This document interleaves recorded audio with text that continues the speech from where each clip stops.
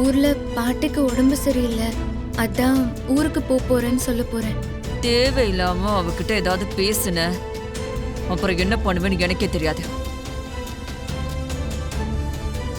நான் தான் சொன்னேனேம்மா, யார்கிட்டயும் எதுவும் சொல்ல மாட்டேன்னு. அங்க அம்பிகா அம்மா தாத்தா பாட்டி கிட்ட கூட அப்படிதான் சொல்லியிருக்கேன். யாருக்கும் எதுவும் தெரியாது. இங்க பாரு, என் பொண்ணை பத்தி எனக்கு நல்லா தெரியும். உன்கிட்ட அவ துருவி துருவி கேப்பா, உண்மையிலே ஊருக்கு தான் போறியா, பாட்டிக்கு என்ன திடீர்னு உடம்பு சரியில்லை, எப்ப உனக்கு போன் வந்துச்சு, இப்படி எல்லாமே கேப்பா.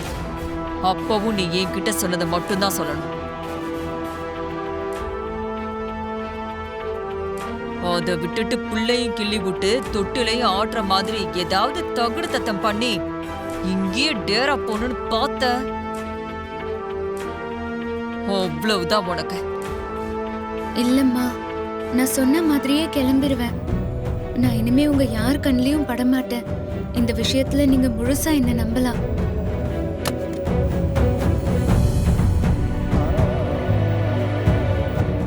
மகா, நீ எப்ப வந்த? இப்பதான்க்கா வந்தேன். எதுக்கு இந்த நேரத்துல வந்திருக்கேன்னு மிரட்டுறாங்களா?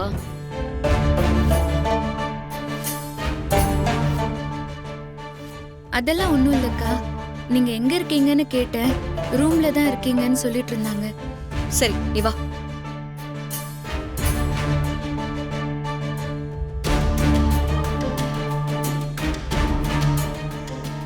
போ.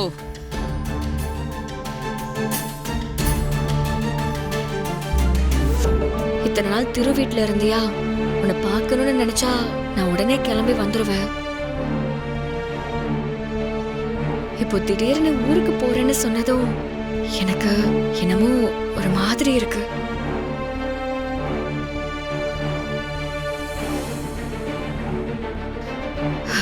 சரி, பத்திரமா போயிட்டு வா. எனக்கு எக்ஸாம் இருக்கு, இல்லனா நானும் கூட பாட்டி பாக்குறதுக்கு வந்திருப்பேன்.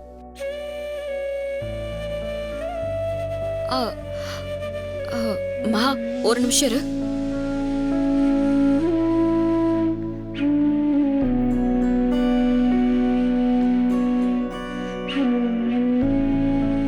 இந்த மகா, இத வச்சுக்கோ. ஐயோ அக்கா, எதுக்குக்கா இதெல்லாம்? பாட்டிக்கு உடம்பு சரியில்லைன்னு ஊருக்கு போற, செலவுக்கு பணம் வேணாமா? அதுக்கு எதுக்குக்கா இவ்ளோ பண்ணுவோம்? பரவாயில்ல, இந்தா இத வச்சுக்கோ. அக்கா வேண்டாங்க்கா, இவ்ளோ பணம்லாம் வேண்டாம்.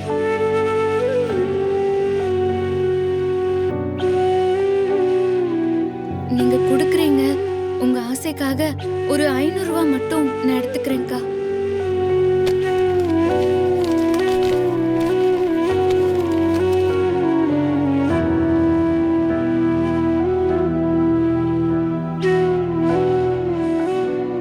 உன் பாட்டி ஹாஸ்பிடல்ல தானே இருக்காங்க. அக்கா இல்ல, 50,000 ரூபாய் கொடுக்கறேன், நீ 500 ரூபாய் போதுங்கிற. ஹாஸ்பிடல்ல செலவுக்கு தேவைப்படும்ல. அக்கா, அது ஊர்ல எல்லாம் கை வைத்தியம் தான்க்கா. அதுக்கு எதுக்குக்கா இவ்ளோ பண்ணும்?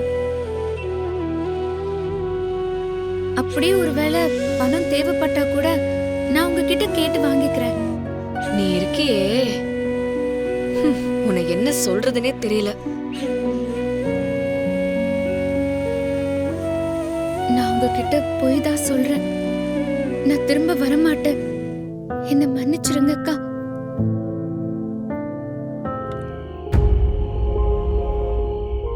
மகா, ஒரு நிமிஷம். நான் போய் கார் சாவி எடுத்துட்டு வரேன், நானே உன்னை டிராப் பண்ணிடுறேன். அக்கா அக்கா வேண்டாம்க்கா, நான் ஆட்டோவை வெயிட் பண்ண வச்சுட்டு தான் வந்திருக்கேன். நான் ஆட்டோலயே போயிடுறேன். என்ன மகா, மனசுக்கு ஏதோ ஒரு மாதிரியா இருக்கு. நானே உன்னை டிராப் பண்றேனே, ஒரு 2 மினிட்ஸ் மட்டும் வெயிட் பண்ணு. நீங்க பரீட்சைக்கு படிங்க அக்கா, நான் போறேன். ஏய், வீட்டுக்கு போகும்போது போறேன்னு எல்லாம் சொல்லக்கூடாது. போயிட்டு வரேன்னு சொல்லு.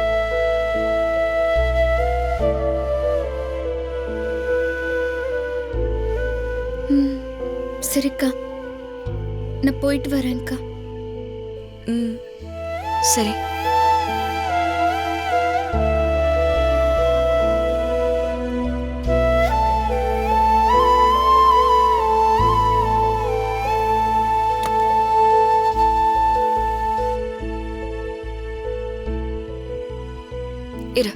காலை தள்ளி வச்சுக்கோ. அண்ணே போலாம் அண்ணே. சரிம்மா. மகா, பார்த்து பத்திரமா போயிட்டு வா.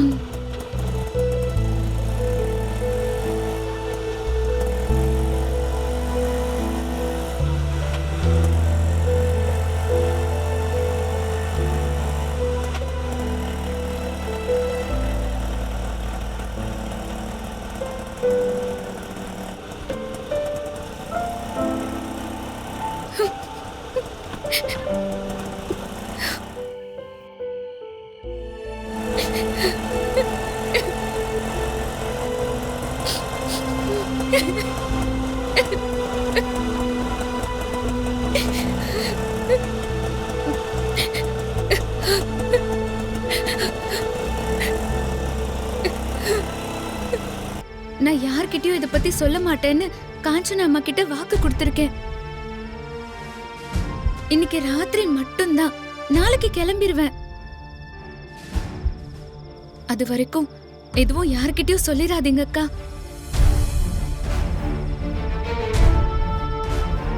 வளராத மகா, நீ எதுக்கு இப்ப யுஎஸ் போகணும்? எனக்கு நிஜமா புரியல. அக்கா, உங்களுக்கே தெரியும், 18 நாள் பூஜை முடிஞ்சதும் எப்படியும் நானே எங்கேயாச்சும் போறதாதான் இருந்தேன். இப்போ அவங்க சொன்ன இடத்துக்கே நான் போறேன். அதுவும் நல்லதுதான்க்கா. நான் வேற எங்கேயாவது போனா திரும்பவும் திவ்யாக்கா வாழ்க்கையில குறுக்கிடுவேணும்னு காஞ்சனா அம்மா நினைச்சா அதுலயும் நியாயம் இருக்குல்லக்கா. இல்ல மகா, நீ என்ன சொன்னாலும் சரி, என்னால இதை ஏத்துக்கவே முடியாது. நான் காஞ்சனா அக்கா கிட்ட பேசதான் போறேன். அக்கா அக்கா அக்கா, ஒரு நிமிஷம் இருங்க. சரி, நான் கேட்க போற ஒரே ஒரு கேள்விக்கு நீங்க ஒரு தீர்வு சொல்லுங்க அக்கா. அப்புறம் நான் போகிறதா வேண்டாமான்னு முடிவு பண்ணிக்கலாம்.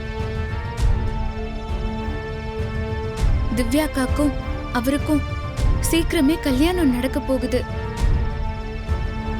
அதுக்கப்புறமும் நான் இங்க இருக்கிறது நல்லா இருக்குமாக்கா?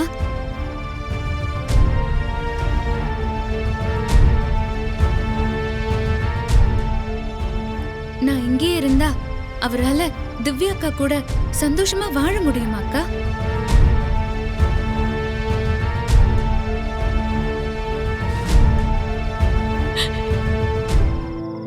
சொல்லுங்கக்கா.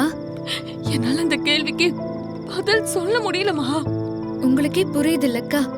அதுக்கப்புறம் நான் இங்க இருந்து போய்தான் ஆகணும்னு. அத இப்பவே போயிடுறேன்க்கா.